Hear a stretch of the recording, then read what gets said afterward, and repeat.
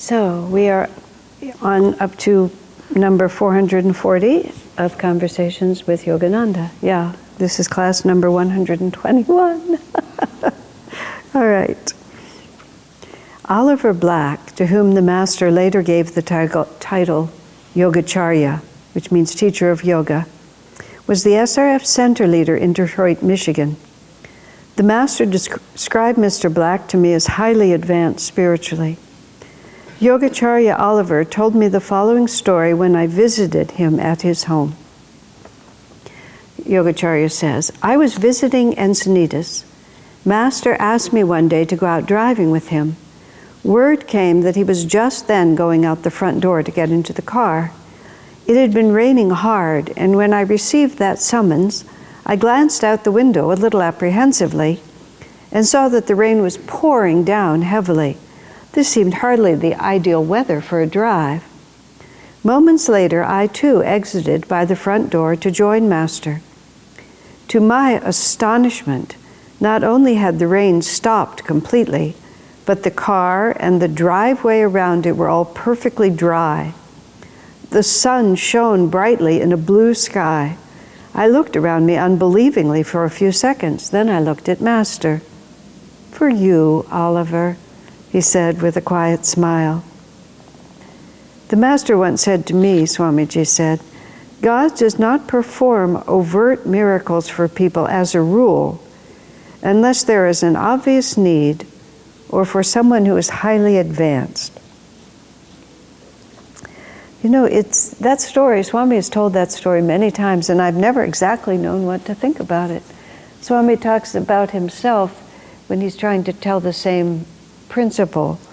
He talks about the time that he was in India, and he grabbed a hold of a microphone boom, and 220 volts went through his body. And just at that moment, I guess your body goes rigid when that kind of electricity goes through, so he couldn't let go. Just at that instant, the fuse blew. So he didn't die. And he sort of, as Swami puts it, you expect God to save your life. You know, if it's not your time to go, something like that. But then Swami tells the other story about when he had a desire for Swiss chocolate. And one of his congregation members just gave him a box, not having any idea that Swamiji had been wanting it, and not even knowing that it was his birthday, and it came on his birthday. And Swamiji remarked that somehow, when Divine Mother looks after you in ways that don't even matter, it's somehow more of a confirmation of her attention to us than the fact that she'll blow a fuse so that you won't die when you have all this work to do in your life. So I think that's what Master must have been doing with Yogacharya, just sort of offering him a little, what would you say, a little confirmation of God's attention to him, of Master's attention to him. You know, what do you give what do you give to the man who is everything? It's not even a question of having it, because it's highly advanced. I mean, what can you do? So they play together. Master talks about God having a sense of humor. Master tells the story of when Jerry Torgerson drilled all the holes in the roof of the desert retreat, and then there was an unseasonal, unexpected rainstorm, and the house was leaking everywhere because there were all these holes in the roof that he hadn't finished the process. And Master said the rain was leaking everywhere except where he was working and in his bedroom. And then he says just at the last, one drop of rain fell on his bare stomach. And it was just like a joke, because just Divine Mother was just having fun. If you think that all the saints enjoy themselves and the masters have a great sense of humor, you would have to ask the question, where did they get it from? I mean, certainly when you look around this planet, you think that God has a sense of humor. Many years ago, this couple spent a little bit of time at Ananda. They long since have gone on their way, and I won't mention their names, and none of you know them. But they were really unique individuals. Odd ducks is actually the only word that you can say. Both of them were just such peculiar and unusual people. And they'd come to the community together, and then after they'd been there for a while, they decided to get married. So Swami was, in those days, Swami performed weddings. So he performed the wedding for them, and on the way, it was held at the seclusion retreat. That was how long ago it was. We were driving up there, and Swami turns to me and he says, Asha, he says, what do you think is the greatest miracle? That God made someone like her, that God made someone like him, or that in this vast universe they found each other?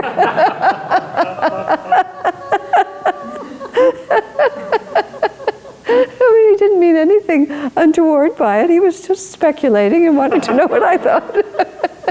But God has a sense of humor. You just, you just see people. Well, I'm telling funny wedding stories. The other one that I remember, this was again like in the 70s, and it was up at the seclusion retreat, and we didn't know the people. They had just wanted to get married, and at that time Swami was the only minister, so he did the wedding. And when it started, when it was sort of beginning to happen, there was something about the way Swami was relating to them that just seemed a little off. I couldn't quite figure out what it was. And finally, sort of just before it started, he calls me over, and we have this very serious conversation, and he sort of writes a little and speaks a little. And the couple was Chris and Terry. And Swami says, which one is which? And he sort of wanted me to go get a book out of the car, like it looks like he'd forgotten something, and then write who was who on the whole thing. So he depended on me because I did know those things. I had to keep a very straight face. And just a moment, Asha's getting something for me, and I got it. And after that, then he was able to go ahead. Oh dear. Okay, moving right along. But really, I mean, God has a sense. People have a sense of humor, and saints really have a sense of humor. So what are the chances that God doesn't have a sense of humor? You know, when you really think about it, why wouldn't he make jokes? Why wouldn't he think that things are amusing? I mean, you look at some of God's creatures and you really think, they're just like, what was he thinking? When I was in seclusion writing the book about Swami Lightbearer, I guess it was the spring, and there are a lot of wild turkeys. I was up near Ananda village, and one of the turkey mothers had 10 little turkey babies, which are really, turkey mothers are not attractive except to other turkeys, but turkey babies really nobody could love but their mother. They are the ugliest, weirdest looking little things, you know, but there they are. It's just really like, what was he thinking? Yeah, but they must really, because everything, I mean, this is just, Swami talks about how everything's done through instruments, and you know, great souls are involved. Do you think they're not having fun? Like, what is the logic of something like the way a turkey looks? And then they can be so beautiful when they spread their tails. I mean, there's lots of creatures that are so odd. What possible reason could there be? Except education and entertainment, as Master says. I'm just speculating. I have no answers to any of that. Okay. 441.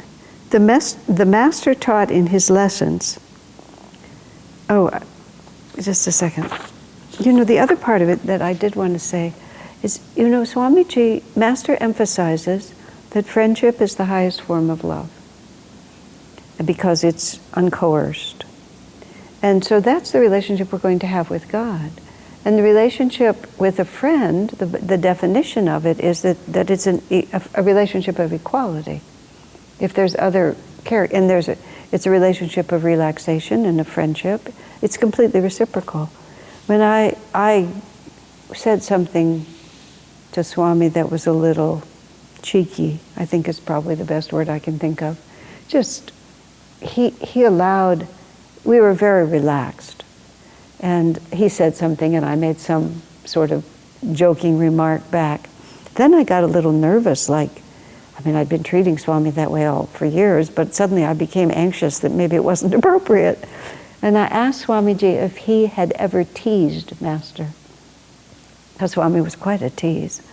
And he said, oh no, I was much too in awe of him. He said, when I knew Anandamoyi Ma later, he said, I was relaxed enough to have that kind of humorous give and take with her. He said, but with Master, I was too much in awe of him at all time. I said, well, did anybody have that relationship with Master? He said the only one he ever saw was Dr. Lewis, because they met when they were both young men in their 20s. And also, you have to think, there was no context when Master met Dr. Lewis, except the context of Dr. Lewis's having a cosmic experience and knowing that Master had given it to him. But still, there was no context. He was a Massachusetts dentist. He wasn't a world traveler. He was a Rosicrucian, so by no means was he not Dr. Lewis. I mean, he was deep into metaphysics. But nonetheless, and Master had no ashram, there was no autobiography of a yogi, there was nothing. And they were in their mid-20s together. So he said, Dr. Lewis had that kind of relationship with Master, but a relationship just of friends, because that's what they were. It's fascinating to think about it. So that was also, Master was just, I'll do something nice for Oliver. I'll stop the rain and make the sunshine, because I can, and it'll be just for him. We'll just, as Swami puts it, the Master could change the dream, which is an interesting way to put it, in our sleep. Have you ever had the experience in a dream where you've just been able to change it? Every once in a while I've had it. Swami said he had a dream once in which some character came in and started spoiling the story. So he just backed the dream up to the point where that character entered, and then didn't have him enter, and then just went on with the dream. The playwright, he was just editing the dream because it was kind of a nuisance.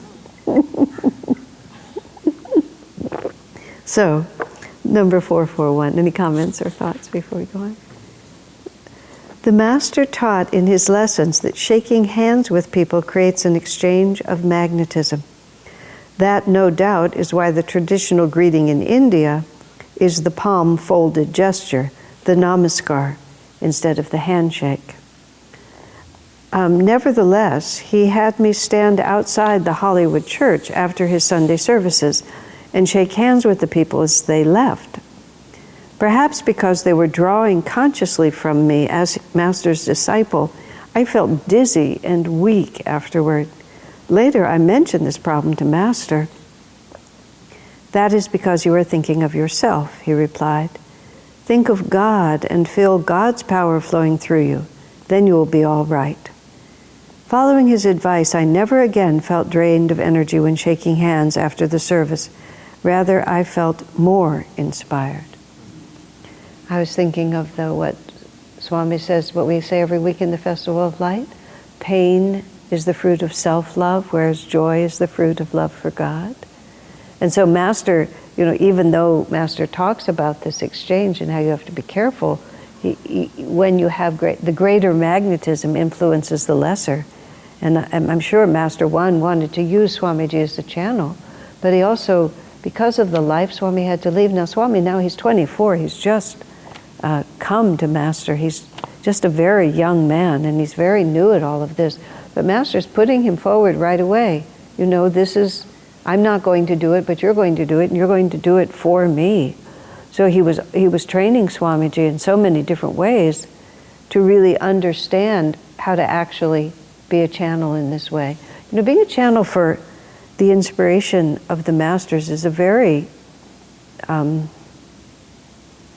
it's a golden opportunity. It's a tremendous God-given opportunity, but it's a very subtle practice. And even, let me think how to say it. Self-forgetfulness is what realization is about. It's not, I feel so inspired.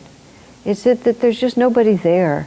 Haridas, who has been very good at just coining phrases, when somebody would compliment him on a class or something, his response would be, yes, something inspiring happened and I got to be there. Which is really a very exact and accurate way to say it, which is something inspiring happened and I got to be part of it. Because if you are genuinely attuned and are genuinely expressing inspired consciousness, there is nobody there to be doing it. Now, of course, there is a matter of degree on that, but there's not a sort of self-conscious sense of, how exhilarating it is when I get to be a channel. I love doing this. Swami used to say he never put anyone in a position of public responsibility who wanted it or who enjoyed it. And I mean, that you have to understand that he doesn't mean that you should feel miserable. That's not what he meant. But who was looking for their own satisfaction in that experience. And you see, it's paradoxical because on one hand, it's extremely gratifying to be able to share with others what you know. And so naturally if you didn't have a desire to do it, you wouldn't be doing it. Or if you didn't have an appreciation of the opportunity, you wouldn't be accepting it. Although I'm going to think about that because Swami said he was very reluctant. Master put him forward and just made him be a public person when he didn't have any wish to be. He would complain even that he would rather sit with his eyes closed when he was in the presence of Master, but Master would direct almost all his conversation right at Swami. You know, Swami doesn't say things like that often, but he commented on it. When I spoke to Swami's cousin, Bet Hover, like 20 years ago, when I first was going to write about Swami, I interviewed his relatives, thinking I was going to write a book. Well, I did. Actually, I did. There's a chapter in Swami Kriyananda as we have known him from those interviews. But Bet said to me, she met Swami, she saw Swami with Master, I think on more than one occasion. And she said, the phrase he used was, Swami was the apple of his eye. And I said, how did you know that? She says, oh, it was just obvious, like that. And later I went to Swami, because Swami had never said anything like that at all. I said, sir, this is what Bet said about you. And very quietly Swami says, oh yes, I was. Just like that, because Master really saw what he had in Swamiji and poured energy into him all the time. So he wants him to stand up here and learn whatever it is he needs to learn to get out of the way to allow Master simply to work through him. Because that's how the Master's living presence is kept alive, by the living presence of those who are in tune with him. That's how it works. So all of us have this enormous responsibility, and whether that responsibility ever rises to the level of anybody recognizing it because you have position or something like that, it doesn't make your responsibility any less or any more. Each person simply does what they're able to do. You know, and a person who has the capacity to serve in a certain way will be asked to serve in that way. Or phrase it more differently, it's not even the capacity, where it's karmically appropriate. You know, Sister Gyanamata, who was brilliant in every way, Master never had her do any public work. Swami wanted her to write articles for the magazine, and she just never even responded to his request. Because there was no karmic reason for her to do that anymore. Rajasi had been running a meditation group in St. Louis, is that where he lived? Kansas City. And Master said to close it. And you would think, well, he could help all those people, but not in that way. That wasn't his way that he was supposed to do it. So there's no hierarchy. It's just each person has what they have to give. Remember Swami talking about being with Yogi Ramya in India. Master saying, if I had spent 30 more minutes in his company, I could never have brought myself to leave India. Swami spending 4 days with him. And he had essentially no outward mission. Just a few disciples, and he lived quietly in this village and nobody knew who he was. The way he talked about when he interacted with his neighbors, they mostly talked about food. But Swami said, with all that you have, why aren't you doing more? God is doing what he wants through this body. So it's very, the only question is that we not hold back out of lack of energy, lack of courage, or lack of willingness. We can't just say, oh, it doesn't matter, if that statement is self-protective. So, I mean, when people ask me various questions, I usually just ask them, are you operating at 100% of who you are? And if you're not, then you need to find a way to serve more and to do more. Because we won't grow unless we're if we stay within the comfortable sphere of where our energy naturally flows, how will we ever grow? I put it, if you go to the gym and you only ever put the weights on the machine that are the weights that you can already lift effortlessly, why would you even spend your time doing it? And so we have to exercise our spiritual muscles, and in order to exercise them, we have to add weight to the machine. We have to willingly take on. It doesn't have to look like anything. It can be a greater dedication to your career. It can be more serviceful to your own family. It can be taking up painting. I mean, it can be any number of things that allow the power of the Spirit to work through you in a way that is bigger than you already know. Whatever it might be, just bigger than what you already know. And there's phases of life. One reaches a certain stage where the body just won't do what it used to do, or the spirit is just not inclined in the same way to do the same things. I read a very interesting article about brain development.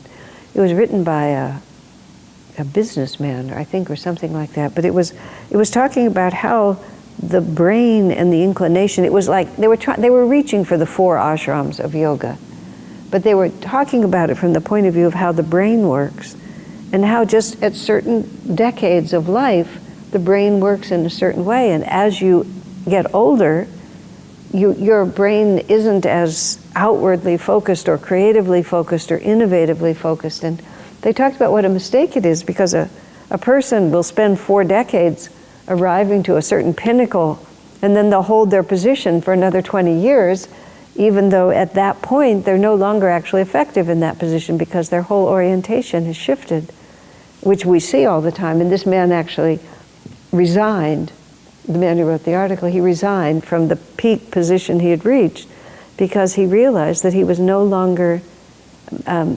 appropriate for that position, because his whole way of thinking about life had shifted into something else. Isn't that interesting? I mean, that's the 4 ashram stages where you just, at a certain point, I'm done with that. Now I go off and do the next thing in my world. Life does not always support us financially or emotionally to do those things, but I certainly, at the stage that I'm in, I just feel different about things. Fortunately, I have lots of energy and lots of creative ideas about what else to do. But I find, it shows up in small ways. Like I used to organize a lot of Swami's tours and a lot of his traveling. I used to organize my own tours. I just can't do it. It's like my brain is still, I'm as mentally sharp, I believe, as I've ever been. But when somebody asks me, do you just make up a topic for a class? It's like they've asked me to fly to the moon. It's just like, I just can't think about it. I said, you just tell me whatever you want. You just tell me what to do and all. And I remember Swami was like that. You just tell me whatever the topic is, that's fine with me. Because I sort of say to people, like the DNA is dried up. The whole aspect of my personality, which was my younger personality, is just dried up. It's just not there. But when we continue to seek, then we can keep going. And then here's, then we continue to always think that this is something flowing through me, this isn't me.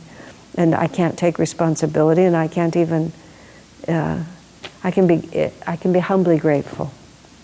I can't even be exhilarated by it. I just have to be humbly grateful. And then it continues. Otherwise, a little something weird comes in. Number 442. Well, Swami says he became dizzy and weak.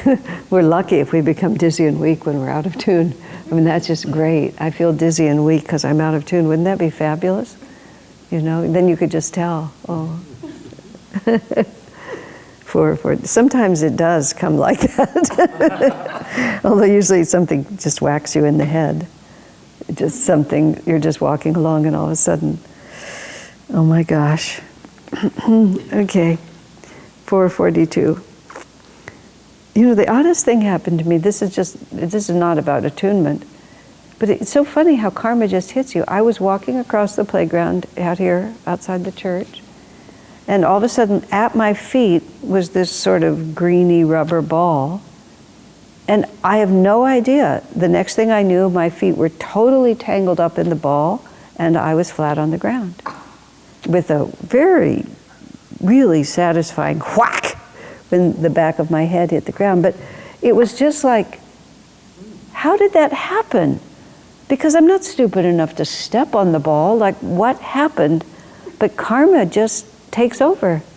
You know, I'm standing up. It was necessary for me to fall over backwards. I actually, in the last week, I've hit my head 3 times in places and ways that I just have never done it before. On the stairwell going up to the choir loft, I have no idea. I have no idea how I did it. I hit my head. I hit my head on my car door. You know, I have no idea how I do it. And then this ball came at my feet and knocked me onto the ground. Actually, the car door was the 3rd one, because I was becoming a little concerned, because they say that it comes in 3s. So actually, as soon as I hit the car door, I said, oh, number 3. And I felt like it's over now. You know, it was like here, here, here, 3 times, bang, like that. But how does it happen? It's like Divine Mother, there was no conscious thought on my part. I saw it, and then I fell. But I'm not that stupid. But God just takes charge of our life all the time. That was super mitigated karma, because I went down hard, but nothing happened.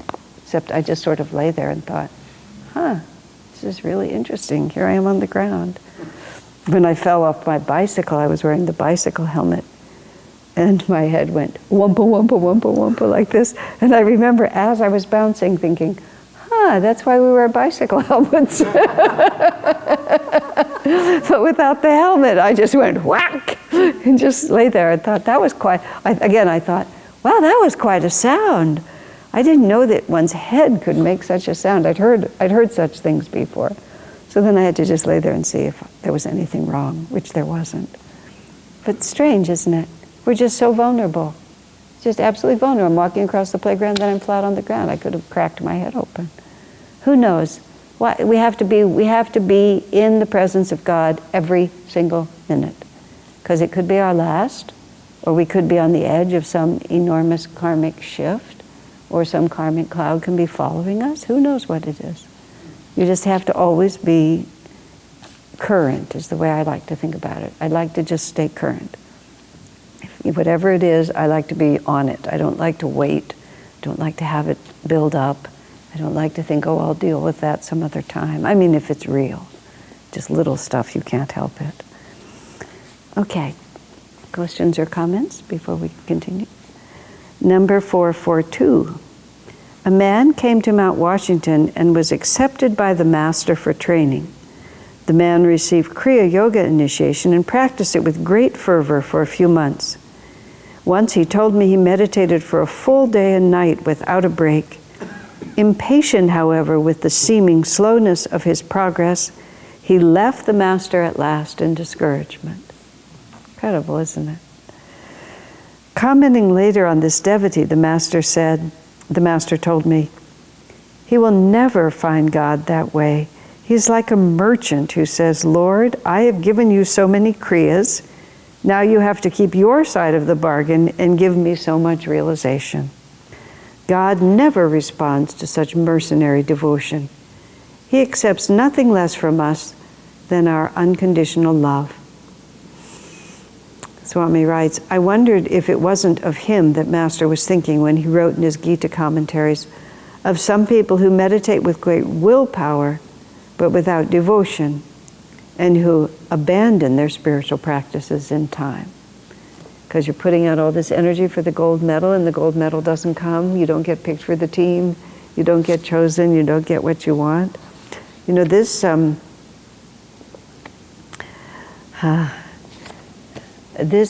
the 4 castes, the way Swami explained them, are so incredibly helpful. And the Shudra caste, which is the peasant caste, which is not where we would be if we're on the spiritual path. You have to be more creative. We're not talking about professions, we're talking about attitudes toward life. The Shudra consciousness is not creative, and it doesn't initiate. It merely puts out as little energy as possible to avoid catastrophe, and that's all that it will do. The Vaishya consciousness, which is the merchant consciousness, is when we begin to realize that if I put out energy, I get something back in return. So we rise from the Shudra because now we are willing to put out energy. Now we're willing to take initiative. We're not just trying to avoid punishment. We're actually trying to create. But all of our thinking is what's in it for me. It's like, if I really do this, I'm going to get rich. If I really do this, people are going to like me. Even charitable giving can be in order that my name will be known and that everybody will think highly of me. It's always weighing and measuring. And you can be quite dynamic and advanced and advanced in the world, make a great deal happen, even to a certain extent spiritually, but there's always that thought of self. And this goes back to true spirituality is when there is no thought of self. It's just self-forgetfulness, but the Vaishya is always weighing and measuring. And so it's not, and if you think of the relationship with God, if you think of our time with God as a relationship, and this is one of the most important things to realize, which is why Master personifies God as Divine Mother, why the divine incarnates in the form of these extraordinarily lovable saints and masters whose life stories or whose personalities are so magnetic to us because of my and our recent travels to Israel. The whole reality of who Jesus is and what his life means has been so vivid for so many of us recently. And it's like there's this living relationship with this person. It's not this abstraction of the divine. There's this person who's walking with us and that we're talking to and that we're having a life with. And our relationship with God is just a refined extension of our relationship with anyone in the world, any human relationship we have. So think about it. In a relationship you have where you're always measuring. I cooked yesterday, you have to cook today. I took the garbage out, I'm just going to let it pile up until you take it out. Here's my half, here's much I've spent on groceries, and then this is what you have to spend on groceries. Why am I the one who always has to? It's just like, how magnetic is that? It's just like it's never any fun if people are keeping score all the time. People do run relationships in an exceedingly Vaishya manner, where they're always keeping score. What am I getting? How much am I giving? And what am I getting back? There's a horrible energy these days as women appropriately try to assert themselves, but they start weighing and measuring everything. I was very amused. There was a book, came out years ago. It was Men Are From Mars, Women Are From Venus. And it was just the weird interplay of the male-female dynamic. And one of the sections in that book that I really remembered was that men and women keep score differently, is how it was put. A man says, I bought a house, that's worth a lot. I put the kids through college, that's worth a lot. And he kind of feels that like he's accumulating a certain number of points that will stand him in good stead. He said, a woman, everything is 1. He bought a house, that's 1 point. He forgot my birthday, that's a -1 point. And everything else that was done is just wiped off. And that's just the way it is. And he's very confused because he thinks he should have a little margin here. But it's all 1 as far as she's concerned. And it's true. It's actually true because women get in the moment and so on like that. But just the whole idea of keeping score. But what I was starting to say is, as women try to stand up for themselves, whether or not this is helpful or not is a whole nother discussion. Standing up for yourself is helpful. Being Vaishya in your relationships is not helpful. So if we're always male or female, thinking about what we're getting and finding out and looking at someone and seeing whether they're doing what I want them to do, it gets very difficult. And if we think about God that same way, it gets very complicated. Because after the Vaishya level comes the Kshatriya level. And the Kshatriya, the image is the soldier king. where I know my duty and I live for an ideal. And I discipline myself to that ideal. I discipline myself to do what is right. And it's not Vaishya, I'm not trading. And the difference also is the Vaishya needs the external world to be a certain way for the Vaishya to feel safe and happy. So it's very necessary at the Vaishya level that the environment always be responsive to the person's individual needs. You know, it has to be a certain way or else I'm unhappy. And a tremendous amount of even social activism and political activism is really just the Vaishya needing the world to be a certain way and then determined to force the world to be a certain way because I don't feel good until that has changed. The Kshatriya realizes that I discipline myself. The world is never going to satisfy me because it's the nature of it that it won't, that it can't. So where I find my security and my happiness is in self-discipline. And then one finds what is the principle that one is going to discipline oneself to. This was what my Sunday service was about. When I was talking about from the time you wake up in the morning till you go to bed at night, if you're a devotee, you're always disciplining yourself.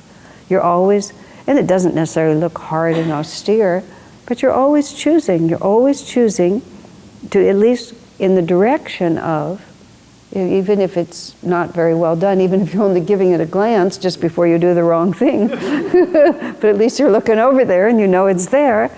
You know, you're just always trying to match the ideal. And you do that inside yourself because it's the right thing to do.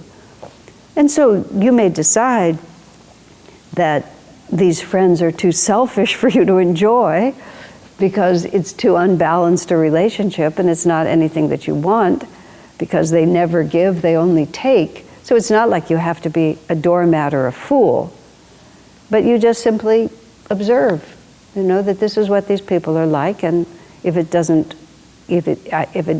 uplift me to be in their company, I don't have to be in their company. You don't behave inappropriately. You know what's right, and then you simply do what's right. So when we get onto the spiritual path, it's very complicated because, you know, we have these things we're supposed to do. We promise that we'll do the Kriya, we're supposed to do the affirmations, the energization exercises, all this. And there is sort of an implied that we'll get something from it. We're going for God realization. We'll become happier. Everything in future will improve. All of these things will sort of cross our minds. So we have to go through this shifting where our spiritual path is not Vaishya. If I was alone in the world and getting nothing back from it, and that's so often why we have these long dry spells or these very difficult periods where nothing really goes right, because Divine Mother is asking, are you a Vaishya or a Kshatriya? Even more, are you a Brahmin? Are you doing it just for God, or are you doing it because you're going to get a certain amount of reward? So this is what Master said. Certain people go at it with great willpower, but often they're going at it with great willpower because in the back of their minds, I'll just do this and then I'll get liberated. It's not, I'm doing this because this is my nature, this pleases God, this is who I am, this is this is my duty, this is the right way to live. It's internal. One begins to just see it very differently. And then it's like there's no success or failure. It's like it doesn't matter what happens. Like, what else am I going to do? This is where Peter's remark to Jesus was so powerful. When Jesus was challenging his disciples with such a difficult teaching, eat my body and drink my blood. And a lot of the disciples were just bailing because the poor rabbi had lost his mind as far as they could see. You know, his teaching had made a lot of sense, and suddenly it was crazy. So Jesus asked Peter if he's going to abandon him too. Yeah, it was an obvious question. Everybody else is going, Peter, what about you? Look, there aren't as many here anymore. Are you going to hang out? And I'm sure a lot of Peter's friends left. I mean, think of it in a human way. People he depended on, that he liked, that he expected to stay. We've all lived. I've lived 50 years at Ananda. I've seen a lot. You know, people that I thought were rocks. Well, that's not true. There's, with very few exceptions, there's almost no one who's left that was a surprise in the sense that it was inexplicable. You know, you just, all of us have bad, I have to say this in the correct way, all of us have terrible faults, and all of us have terrible bad attitudes. But over time, you work your way through them. But then sometimes you see that people sort of get stuck on one, and they don't understand that it's a bad attitude. The way I always say it is they play the edges. I've watched people play the edges, which is, you know, I need to give everything to God, but I'm not going to quite give this. And it's not even, it's a difference between saying I'm not ready to do it and thinking I don't have to do it. You can say I'm not ready. You can say I just don't have the courage. I just don't have the courage to do it. And I know someday I will. I mean, I've shared with you at other times, sometimes I've been really mad at God because I knew I had to do it. That was extremely annoying to me. I wanted a way to not have to go the distance. And I was left without a choice. But then sometimes people will pretend that their attitudes are just fine. But I call that they lower the top of the mountain so they'll feel more comfortable where they're standing. You can be perfectly comfortable where you're standing, but just always know that it's where you're standing. It's not the top of the mountain. So when Jesus said to Peter, are you also going to leave me? Peter said, where could I go? Meaning, there is no reality. It doesn't matter to me even if it makes any sense. This is just what I have to do. He was a total, he totally transcended at that point the Vaishya idea. He was a Kshatriya, he was a devotee, because it was in the fitness and the rightness of things that he would do it, and he knew what he was doing. He knew what the ideal was, and he absolutely couldn't go against it. It's just like that. You know, this is very small, but when my parents were older, I wrote them a few letters. I wanted them to feel happy about the lives that they'd lived. And I don't know what prompted it, but I wrote a letter about all three of us, the three children, because my parents put very strong moral and ethical guidelines into our nature. And I remember writing, I said, I can't even drop a gum wrapper on the sidewalk. You know, I can't even litter. I just can't. Because as soon as I do, I know it's wrong, and I just have to go and pick it up again. You know, and it's a tiny and a silly thing, but that's how we want to be. I just can't. I just can't. So then if God is nice to you, that's great. If you get everything you want, that's super. But if you don't, it doesn't cross your mind that there's something else to do. Where would I go? In fact, Swamiji said, for success on the spiritual path, you should cultivate that attitude every day. Every day you should remind yourself of what you're doing and why you're doing it, and that there is no other choice. So that if things get tough, and you imagine for a moment that it would be easier if I just left the path behind, there won't be any place in you where you can do that. Ekavir. Yeah, how about the fear of the fear of leaving the path? Well, you know, it's really in your hands whether, I know people do get afraid because you do hear weird stories, even what I said. But you know, it doesn't happen to you. It happens little by little because you begin to have the wrong attitude. So you just pay attention. Why am I on the path? What am I doing? What do I really believe? What else would I do with my life? Don't be afraid of those questions. Just ask those questions over and over. What else would I do? Where would I go? Why would I think it was better? And when longing arises in your heart, you know, I've never had, well, now I live in this house, but I've never, I say it like that. I've learned to appreciate this house I live in because it's so weird, because the last thing I ever wanted in my life was a house like the house I live in. I just have never wanted it. And I have explicitly not wanted it. But let's just say, you know, you just you live humbly, and then you see somebody has a beautiful home, and a piece of you wants to have that house. You see somebody with a little family, and you think, oh, if only I could have that family. You see someone who has an important career. Don't be afraid of those things. Don't run away from them. Just look right at it. Well, what would that give me? What do I think I would get from that? Is it worth it to me? What would I have to give up? There was a point when I was at Ananda in the late 70s, and I was living in my little trailer that I'd been in forever. And one day it just crossed my mind that this really wasn't a good environment for me anymore. I just needed something else. And I had absolutely no money and not the slightest way of manifesting anything else. Absolutely, it was just out of the question.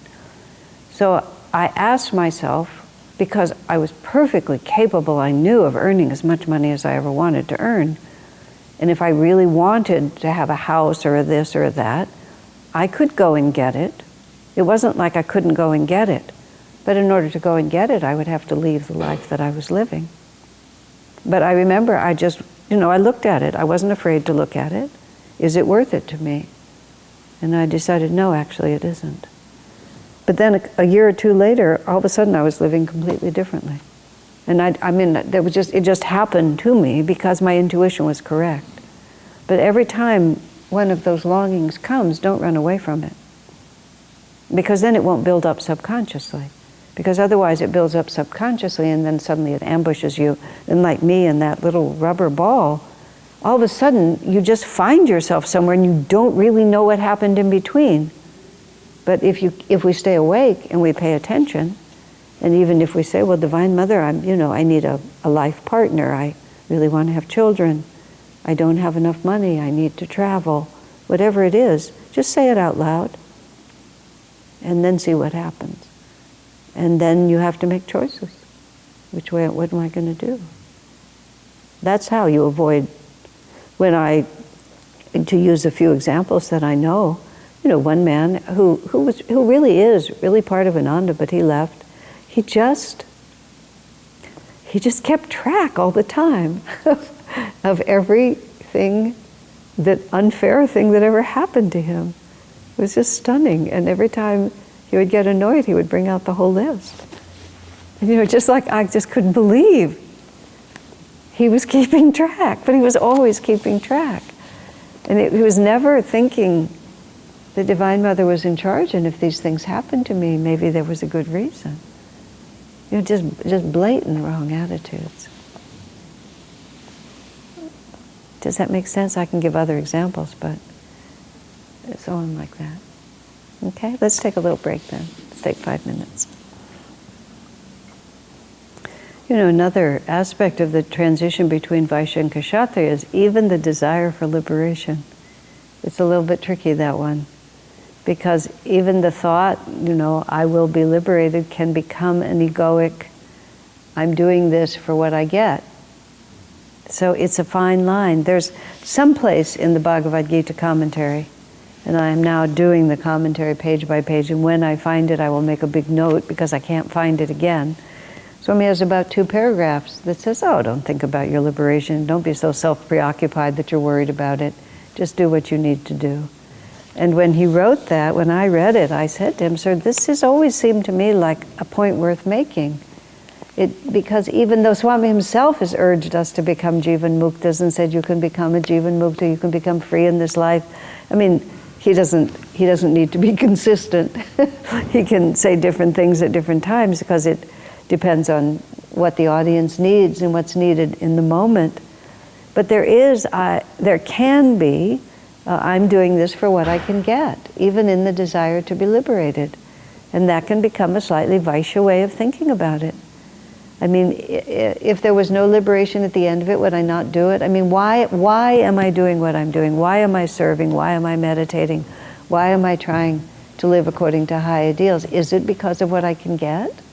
Or is it for the sheer rightness and joy of doing it? Yes, Ekavir. Okay, to give the microphone to him, please. Uh-huh. Just how about the desire just to be happy? Is that a Vaishya? Depends on how you go about it. let me just think about it.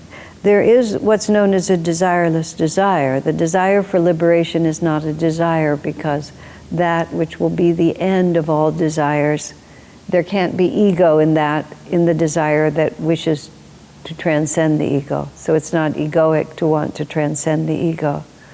So it's not so much the thought itself, it's really basically what is motivating a person to think that way. Am I always saying, I'm doing this because I know I'm going to get, or am I doing this because it's right, and isn't it wonderful, look how happy I am.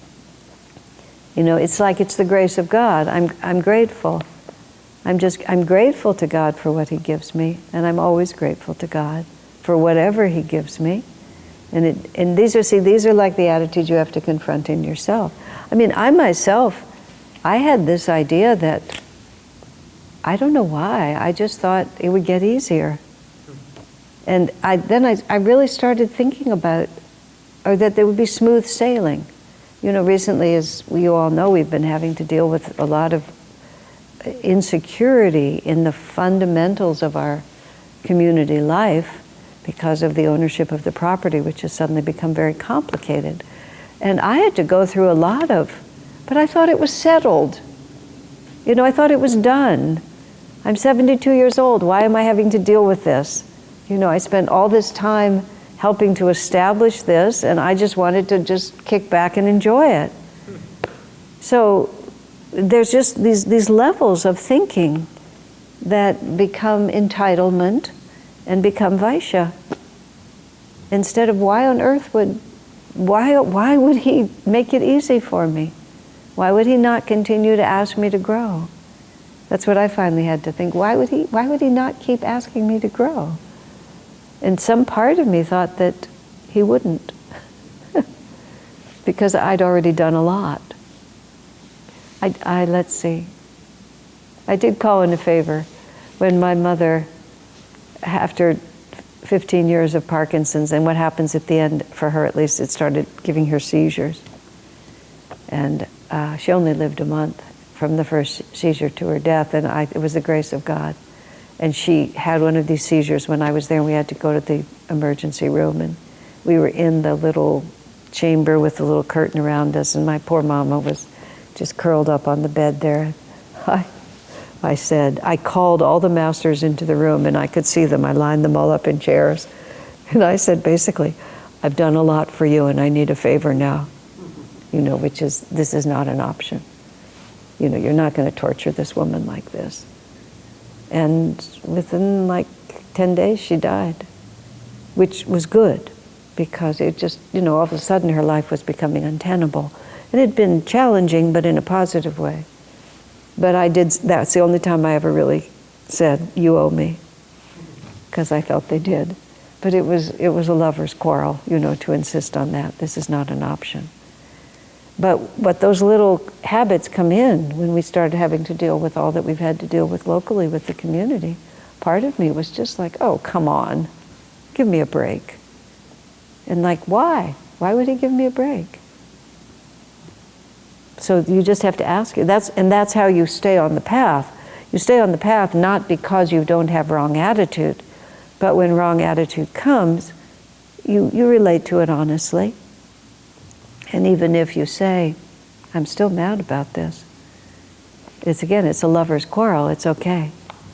I just don't appreciate the way you're treating me. I just want you to know it. I feel the need to speak my mind at this point, that this is not an option. And then, of course, if it continues, you realize, well, I guess it is an option, after all. But at least we're still having that conversation. We're still having the conversation. You're still in relationship. So you think about it's being a relationship. And, you know, I'm having a hissy fit right now, which I have had on more than one occasion. And I've remained upset for longer than a minute. I mean, for a lot longer than a minute. But I've always known that I was going to have to get over it. I mean, God knows, I don't know my own delusions. I don't mean to exaggerate this. I mean, the nature of delusion is you don't know it's a delusion. But yeah, of course, because if you knew it was a delusion, you would at least be talking about it. But when dissonance comes, one makes a serious effort to see it from the right point of view. Even if one is not able to live up to it, at least you can name it. And you pray, I want to get over this. I remember once realizing how much I enjoyed being annoyed with certain people in my life. And I really had to admit it, that I really enjoyed it in a perverse way. And so then the prayer became, I want to get over this. Because I realized my prayer to get over it was not really sincere. But I did want to. And I just didn't want to. If you could follow that. But then you're not deluding yourself. You're not pretending that I could get away from this by going over here. See, that's where Peter's comment, where would I go? Because you build up in your mind that there's an option, that I could actually go do something else and I could escape. But how could you? And the deeper and deeper and deeper and deeper and deeper you recognize that consciousness, my consciousness, is inescapable, and the only solution is to resolve it. Period. Just period. And there is no exceptions to that. And the more powerful you know it, where would I go? Where could I possibly go that my consciousness wouldn't follow me, and sooner or later I'd be standing right here? Oh yeah, you can drink and you can, spend money and you can do all kinds of things, but eventually there's going to be the moment when you're there again. That was when I came onto the path, like when I was 18 or something. I just remember this night. In my mind, I feel like I was awake all night, but it's highly unlikely that I was. But I remember throughout the night, I kept looking for an alternative. And the way it focused in on me was, no matter what kind of life I lead, no matter how much I accomplish, no matter how many people, no matter anything, there will be the moment of death. I mean, these are yogic samskars. There will be the moment of death. At that point, I'd never been with anyone who died. I didn't know anything about death. There will be the moment of death, and I will be absolutely alone. And who will I be in that moment? And I could just feel that everything was of no consequence except who would I be in that moment, because that's what it would all come down to. Now, of course, I got much more sophisticated over these decades in all my understanding of that. But I spent a long evening looking for an alternative to it finally coming down to my consciousness, and I could not find it. I mean, I was already starting on the spiritual path, but that was like, where would I go? And that's what keeps you on the path, is where would I go? Because it's just an illusion to think, oh, well, I didn't get it from meditating, I'll go look for something else. You're just postponing the inevitable when you just come back. You can go, this man came to Swami, he was a journalist, he was a Gemini, he presented himself as a Gemini. He said, I get really enthusiastic. This was like in the 70s, this was in the candy store period of all this spiritual stuff coming forward. He was a writer for Yoga Journal, actually. And he said, when I meet a new teacher or something and I start a new set of practice, I'm so enthusiastic and it's so much fun, and I do this for a while, and then gradually I lose interest and I come back in here, and then I find another one and I do it like this. And he sort of said, I don't seem to be getting anywhere, or it feels so positive when I'm doing it, but it doesn't seem to lead anywhere. And Swami said, yes, going in circles gives you a certain sense of accomplishment. He said, the bigger the circle, the greater the sense of accomplishment. But ultimately, you have to just go forward. And that's sort of what that night, whenever that night was, it was like everything else was just going to be a circle, because no matter how big and complicated it was, I would die. And when I died, I would just have my consciousness. So what are you going to really, what are you going to devote your life to? I said, I think I better devote my life to consciousness, because the rest of it is ephemeral. what you were singing, the things of this world last only an hour. What's the word? What's the phrase? What's the song? The comfort they bring you. Yes, the comfort it brings you lasts hardly an hour. I was really thinking about that today. Hardly an hour. Like a whole lifetime, it's hardly an hour. Yeah. Just, because that is what it feels like, because when that moment of death comes, or that moment of liberation, or that moment of transcendent experience, all of a sudden we see it all in perspective. And it's just so, the words of the masters are so wildly divergent from the ego's experience.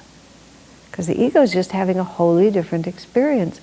But the masters keep reminding us that none of this actually is what it seems. And the only thing that's enduring is when we are in contact with the infinite. Now the life that we live, and thank you God, is really rich with divine experiences. Because we have community, and we have satsang, and we have each other, and we have so many opportunities. So we have real experiences, is what I mean. Because so many people in the world, my goodness, they're just, I'm sure you all know it. When I was buying gas the other day, I kept hearing this noise, and I realized that the gas pump was talking to me. It was giving me news and then asking me to buy things. I just thought, please, just give me a couple of minutes. Let me just fill my gas tank. What a planet.